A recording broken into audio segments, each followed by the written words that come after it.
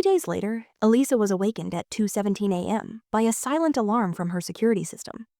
Two men in black uniforms with AOACC patches were attempting to pick the lock on her back door. A third waited in a car at the curb. The local police had been automatically notified by her system, but response time to her neighborhood typically took at least 8 minutes. Eliza crept silently through her darkened house, retrieving her service weapon from the bedroom safe. Years of training allowed her to step without making the noise. She positioned herself with Kia sidelines to both front and back doors, then activated the home's recording devices through her phone. When the lock finally opened, the two men broke in with flashlights and what appeared to be weapons. They spoke in whispers to one another of finding the documents and scanning the home office. "First federal agent, drop your guns and get on the floor." Eliza's voice firm but authoritative as she identified herself to them. Her stance firm and her gun held steady on the intruders. The men for a moment stunned, obviously taken aback. Then one made a grab for the door, while the other raised his gun, which Eliza could now see was an airsoft gun altered to look real. She shot a round into the wall beside them, causing both men to drop to the floor in terror. "I said, hands down behind your heads. I am a federal agent, and you are now committing several crimes." The shorter of the two men, whom Baza knew as Rick from the inspection crew, reached slowly down to his waistband. Eliza adjusted her aim touch that gun. "And it will be your last choice. You make hands where I can see them now." The steadiness in her voice left no question of debate. Both men responded, although their eyes darted nervously between her and the door. Jason's still outside, the taller one, grumbling. He'll what Eliza cut and call the police? "I already did that," or shoot his way in. "That would be elevating your breaking and entering to felony murder. If anybody gets injured," as if on cue headlights cut across the front windows, as the getaway car pulled away with screeching tires. "Looks like your friend just abandoned you," Eliza spoke calmly, never lowering her gun. Clever move on his part. She could hear sirens in the distance now. Increasing louder, the men exchanged defeated looks. "You don't get it," Rick said desperately. "We were informed this house belonged to Karen Whitfield." Cool Eliza maintained a neutral face, but her mind whirred. The name meant nothing to her. "The pharmaceutical whistleblower, she has documents that—" He interrupted abruptly as his partner kicked him, "Shut up, man." Eliza's training took over instinctively. This wasn't random. They were looking for some papers and had marked her house under the false impression that she was some other individual. The ramifications were gigantic. Either they were getting poor information or somebody had intentionally brought them to the incorrect house, as red and blue lights in the end illuminated her living room through the windows. Eliza grasped her stuns. The elements were coming together, but the picture they formed was far more sophisticated and risky than basic HOA harassment. Eliza Morgan had spent 15 years as a DEA agent, working everything from undercover operations to high-profile cartel investigations after a particularly dangerous operation in Arizona resulted in multiple arrests, but left her with a bullet scar on her shoulder. She decided to accept a desk position at the agency's cybercrime division in a quiet Denver suburb.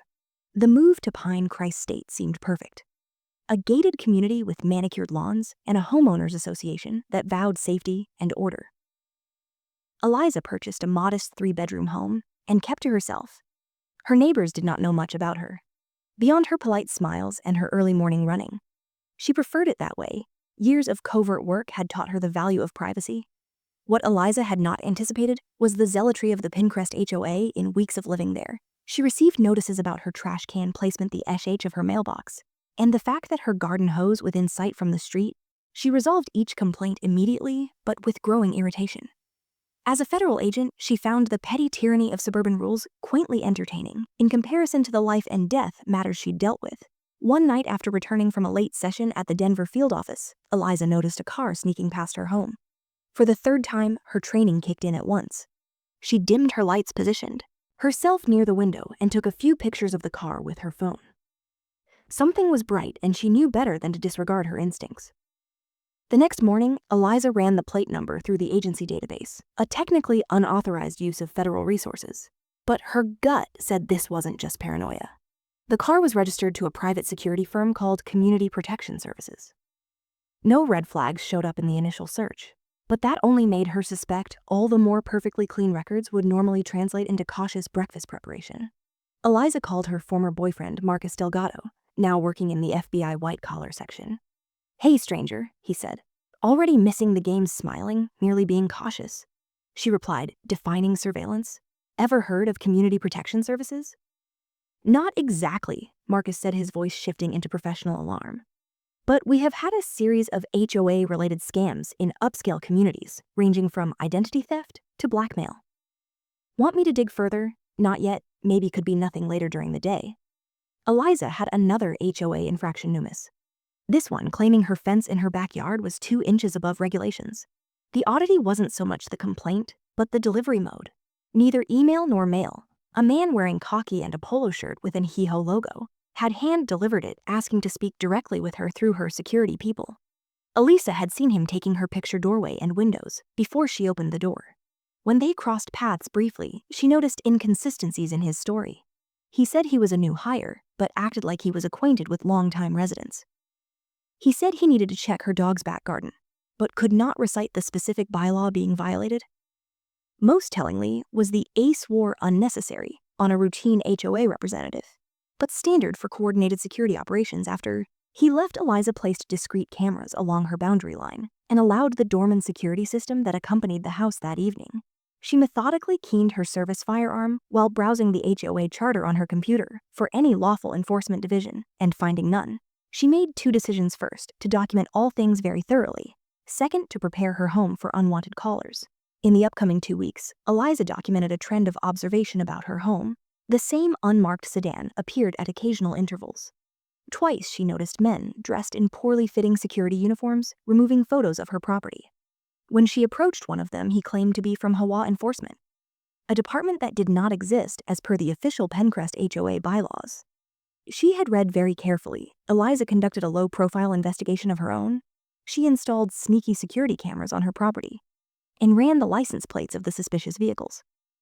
What she discovered was alarming.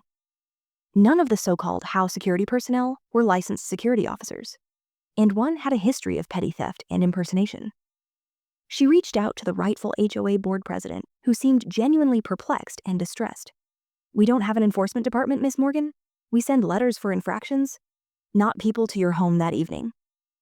Eliza was served an official appearing notice slipped under her door. It informed her residents would be subject to a mandatory inspection the following day, due to several outstanding violations. The letter had the HOA logo, sent the proper letterhead and signatures she'd seen on authentic communications. She at once reported to her boss at the DEA and to the local police. With copies of her evidence, they would monitor the situation, but were unable to use resources for surveillance. Short of more concrete threats, Eliza prepared herself for whatever would come next, equipping her home with further security measures that would not be clearly visible to visitors the next day. Eliza called in sick to work, something she did not often. Instead of taking off for the office, she sat down in her home office with an unobstructed view of the street and sat exactly at 10:15 a.m. A white F with Pinus Community Services painted on the side pulled up with 3 men, got out, all wearing coordinating polo shirts with clipboards. What caught Elisa's attention was not their professional-looking attire, but the bulges under their tees that showed that they had guns concealed underneath her. Activated the recording audio system in her home and prepared to answer the door. "Good morning, Miss Morgan," the lead man said. "With practice-ness, we're here for the scheduled inspection, as per the notice." "May I see some identification?" Eliza asked, deliberately appearing nervous rather than suspicious. The man had a laminated card with the HOA logo. "Jason Mercer, head of compliance. These are my colleagues, Rick and Stephen." Eliza pretended to examine the IT while taking mental photographs. "What exactly are you inspecting today?" "Just routine checks, water damage, electrical compliance, window seals." Jason's smile didn't quite reach his eyes. "We've had some break-ins lately. This helps us recognize vulnerable homes." "Break-ins?" The HOA newsletter didn't say anything. A flicker of annoyance crossed Jason's face. "It's being kept quiet to avoid panic. May we come in? I'm actually on a work call at the moment." Eliza lied easily. "Could you come back tomorrow?" The men glared at each other.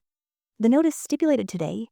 Jason insisted his pleasant manner slipping failure to obey could result in fines I receive, but I'm busy with something important. She continued, observing their body language shift from professional to predatory, after they reluctantly departed, promising to return tomorrow. Eliza forwarded the security footage immediately to her supervisor and Marcus at the FBI, as well as facial recognition, demands something far more nefarious than HOA abuse was occurring on Penrest States. And Elisa was about to discover exactly what before these men returned by the time local police arrived. Ela had the situation well in hand. The two men were face down on her living room floor, their hands zip-tied behind their backs. Their accomplice had driven off in the car, but was detained at the neighborhood gate by responding officers. The investigation that FIB revealed a high-tech real estate scam running in several Denver suburbs. The phony HOA enforcement team had been bombarding houses they believed contained valuable information, or assets. In Elisa's case, they had made the erroneous assumption that she was a corporate whistleblower they thought had documents for financial fraud at a local pharmaceutical firm. The scam artists have been using HOA violations as a cover to trace intimate date and end up Buies target houses in most communities. They had managed to get at least one accomplice on the very real HOA board who would keep them posted on residents and help legitimize their schemes. Elisa's training and instincts had not only secured her home, but cracked open a case which eventually led to 15 arrests in 3 states.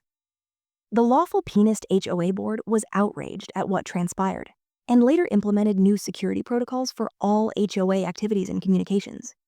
And 6 months later, Elisa gave testimony in federal court against the scam artists. She couldn't help but smile slightly when the defense attorney asked her about her HOA offenses. "Sir," she responded, "I assure you my trash cans were constantly drawn in by 700 p.m. As needed, some guidelines. Unlike your client's behaviors are actually worth following." The case was a training example at the DEA Academy concerning how criminal enterprises can remain hidden in plain sight in apparently safe communities, and how a single agent's attention is capable of making all the difference. What courtroom testimony did not have was the result of the investigation. The real Karen Whitfield had actually been a whistleblower with evidence against regarding Nexon Pharmaceuticals' clinical trial manipulations. But she had died 3 months before Liza moved to Pinrest, officially mourned a suicide. Though the case was reopened after the HOA scam scandals, in a twist that connected all the dots, Eliza learned that her house had been Whitefields. Prior to her death, the real estate agent never revealed the fact, which was against state law. More investigation prevailed. The agent was the cousin of Jason Mara. The getaway driver escaped, who was finally found in Mexico with $1.2 million in cash. Most unsettling was what Ella found in her own attic during a thorough sweep of her home. After the arrests, a waterproof document holder hidden in the insulation, packed with USB flash drives and paper files, detailing how Nexogen had concealed lethal side effects of their blockbuster diabetes drug. The records had been in her house all along, left behind, in the process of the hasty clean up and dressing of the house after Whitfield's death. The case against the drug ultimately led to a $4.7 billion settlement and criminal charges filed on 3 Nexon executives. Eliza was awarded a commendation by the FBI director and was offered the position to be a member of their corporate crimes division, which she declined, choosing to continue in her quiet cybercrime position in Denver. She did accept, however, an appointment to the Pentecrest HOA board, where she gained popularity due to her reasonable position on the enforcement of the rules and her uncanny knack to catch fraudulent activity prior to its taking hold. Her trash cans, neighbors commented, with amusement, were always delivered in exactly on time,